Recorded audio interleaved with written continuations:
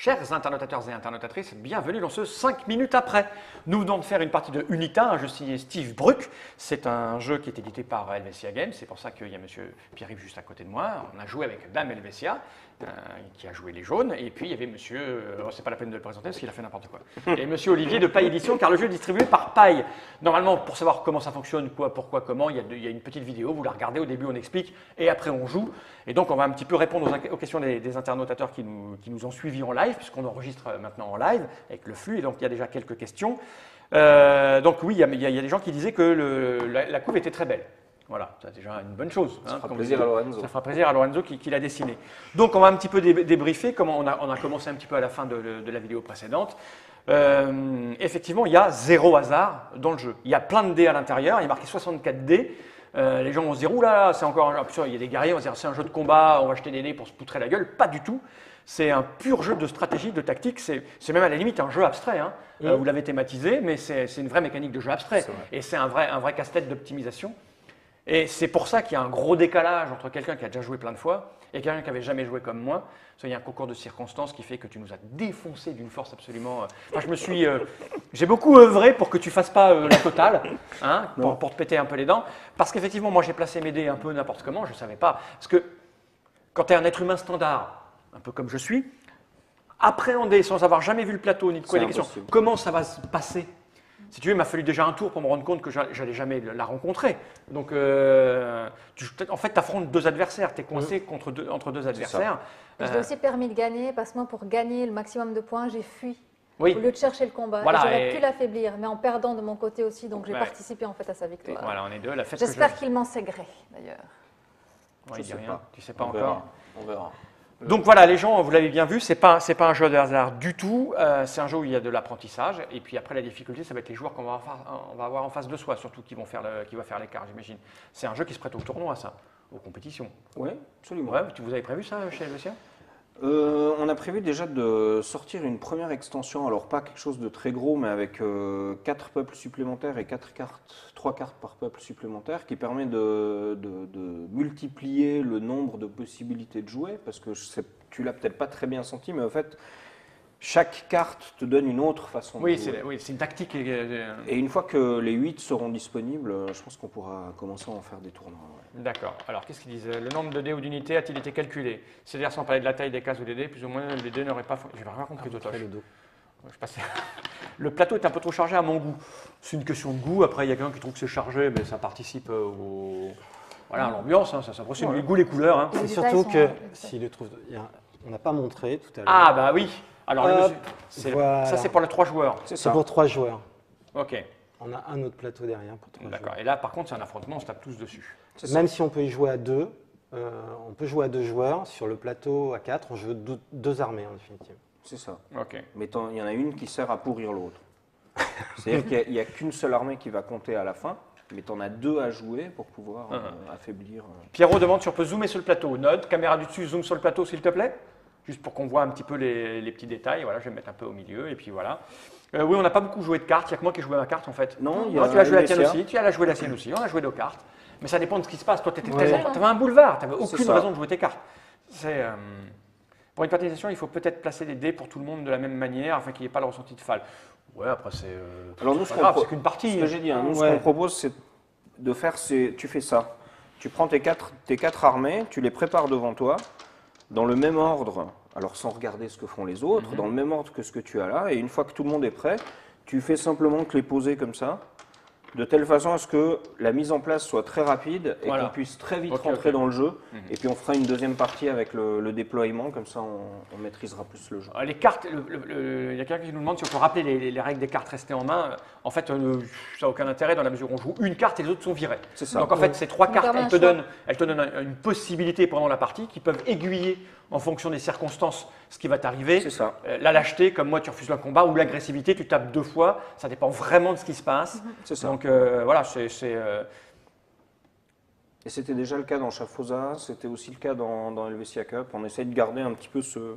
On peut très bien jouer sans les cartes, hein, parce que comme tu as dit, le jeu est tellement basé sur du jeu abstrait qu'on pourrait très bien jouer sans les cartes, sans les terrains, ça faire un jeu vraiment super abstrait, super carré. moi je trouve moins rigolo. Oui, puis ça va dans votre votre background. c'est ça. C'est rigolo, on le rappelle pour ceux qui n'avaient pas suivi, mais c'est votre 3e volume. Donc il y a eu 2 jeux avant qui se passaient sur les terres d'Helvetia, qui sont comme la Suisse, mais en pas pareil. C'est ça. Hein? C'est ça. C'est bien résumé.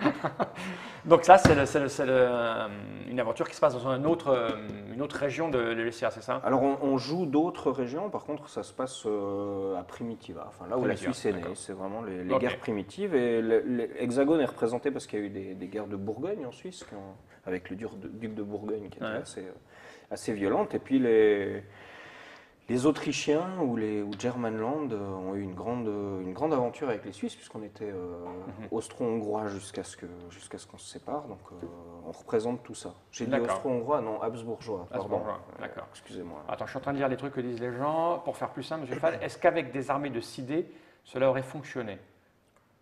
Mais non, c'est prévu pour 4D, je pense. Oui, c'est ça. C'est Ouais. est-ce que des plus petits ou oui, ça peut marcher aussi, mais c'est Oui. plus long. Les 6D à C'est ça. manipuler, tout ça. Le 4D, je pense, que c'est un choix d'équilibrage. Mais effectivement, la règle, elle marche. Tu peux la décliner après. C'est un principe. Ça Ouais, qu'on faut a Le pas- développé. plateau ne permet Ouais, pas faut de- pas Bien sûr, voir que le problème combat. Faut pas voir que le combat dans Le problème le du jeu. sidé, c'est quand C'est, tu arrives là, le tu pars comme déplacement. ça. Ouais, ouais. C'est les déplacements qui sont importants, parce Ouais, que c'est c'est ça. les déplacements qui t'emmènent au combat ou qui te freinent. C'est vraiment dans la gestion de ces mouvements. Alors, qu'est-ce qu'ils disent? Pour une partie, ça je l'ai vu, ça on l'a dit, oui je l'ai dit aussi. Bon, mais je crois qu'on a fait le tour, on a à peu près compris les tenants et les aboutissants. Je pense qu'il n'y a pas grand-chose à rajouter. Vous avez un autre jeu en réserve bientôt qui va arriver aussi? Oui, Toujours dans le même univers et le même. ouais, bien sûr, un concours de magie. Ouais. Mais là, ce qui est rigolo, c'est qu'avec votre principe, on se retrouve avec des jeux différents, mais dans le même univers. Parce que ça, c'est vrai que c'est très abstrait. Ouais. Il y avait le jeu de combat, l'espèce de sport, Ouais, c'est autrement, avec des Helvetia jeux de Cup. cartes, voilà. Et puis l'autre qui a un jeu un peu plus à l'allemande où tu vas gérer des C'est ça. ressources, etc. On Donc vous revient essayez sur. d'explorer. Alors, on a un coup de cœur pour un jeu, pas pour sa thématique. Ouais, c'est ça. Après, on regarde si elle passe dans la thématique, on essaye de voir comment ça marche. Le prochain jeu, c'était aussi un coup de cœur. En plus, il est français, puis c'est 2 auteurs français. Ça ressemble plus à un jeu à l'allemande, mais avec une grosse thématique de jeu à l'américaine derrière. Ouais, Donc, c'est d'accord. ce qui nous a plu dans le jeu. Et c'est pareil, là, quand j'ai vu la mécanique des dés, j'ai trouvé ça super original. Et puis après, c'est assez facile de le mettre dans le monde d'Helvetia.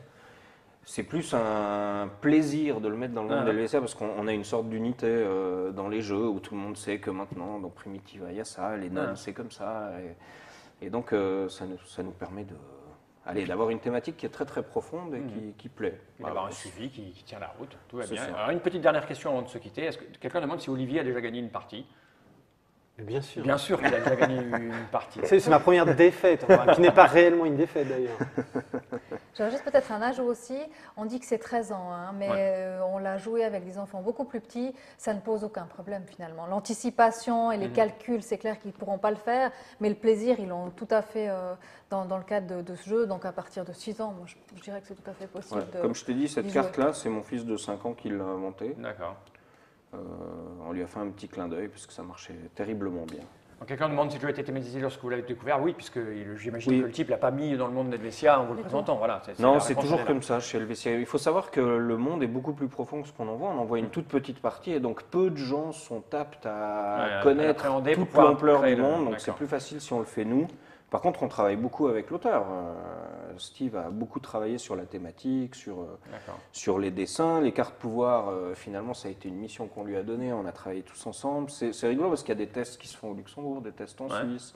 Lorenzo teste à Montpellier et puis on se parle, on échange des idées, etc. Donc, L'Europe. c'est un vrai C'est travail l'Europe. d'équipe. Pierrot demande si c'est pas trop gênant de ne pas voir ce qu'il y a en dessous. Non, parce que je pense qu'au bout d'un moment, tu connais les cases. Elles viennent de manière régulière, les petits logos, Oui. tu peux Oui. bouger. Donc, c'est, Oui, puis c'est toujours à dans mon les- avis, dans c'est une les question coins, dans les d'apprentissage. angles. Est-ce que vous serez à Paris et Ludique? C'est un festival qui est à Paris. C'est pas au mois de encore juin. décidé. Pas encore décidé. L'auteur, on l'a dit, sa nationalité, il est luxembourgeois. Helvetia est-il un jeu de rôle? Est-ce que vous allez faire un jeu de rôle avec ça? Alors il est prévu. Il est prévu. D'accord. Il tarde un peu, mais il est prévu.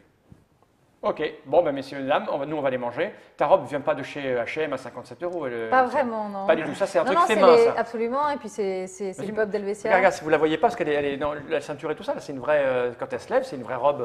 Je le fais? Vas-y, regarde. Hop, voilà, c'est une Non, robe. c'est du fait main pas- chez Helvetia. Hein, Ouais, c'est non, sûr. c'est une vraie C'est cape du et tout. cuir, Hein. de nos bêtes. Ben oui. sur ces entrefaits vestimentaires, on va aller manger un burger. Avec Ouais. Et boire. Et boire ce qu'elle nous doit. Voilà, Deux il y a, apéros. ouais.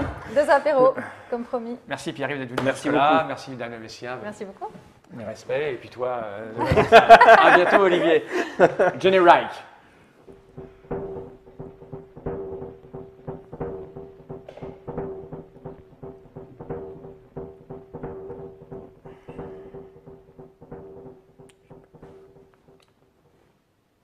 Je sais pas.